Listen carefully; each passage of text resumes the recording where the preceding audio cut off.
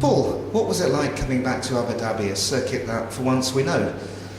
Well, yeah, it's quite interesting. It shows how quickly a year can pass. I mean, it's 1 year since we were here, so it was quite exciting. It was almost like coming home from many points of view. We were obviously testing as well in January here on our own with the Toyota, testing at night time in the rain. But yeah, finally to get back to somewhere where we've been before. And of course, here we had an experimental tyre which the teams were trying on Friday. How did that test go? Well, it's a new soft tyre. It's looking obviously now for 2012, and the idea is to find a tyre that is closer in performance to the super soft. At the moment, the delta gap in peak performance is too high, and from that point of view, we found up to half a second improvement over the current soft tyre.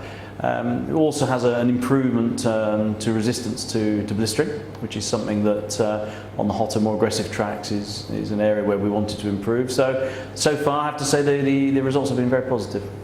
Looking forward to the future, of course, we have firstly the driver test here, and then we go to Brazil. Again, we're trying to utilise for both of those sessions. What can we expect to see?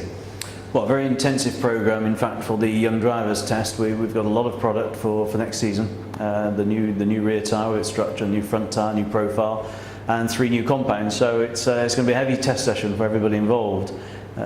It's heavy because you have to go and do a lot of back-to-back testing. You have to refit tyres that you have as a baseline to ensure that your results are still valid.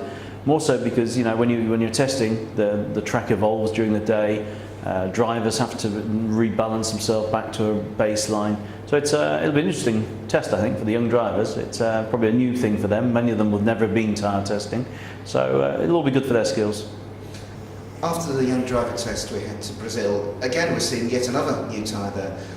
What can we expect to see there? Well, it's probably called the soft tyre, which we're going to use actually in the race, but it's more likely to be closer to a medium when we apply the criteria for next season. So I think everyone's going to have to forget everything they've learned about the compounds this year, and whilst the names are going to stay the same, they're going to be very different products, and that's part of us. We're learning and understanding how the cars are using the product. We've learned a lot about the tracks, where we need to be maybe more conservative and maybe where we need to be more aggressive. So it's an interesting finale for us, and of course we only have a couple of months, and we're back off winter testing in February.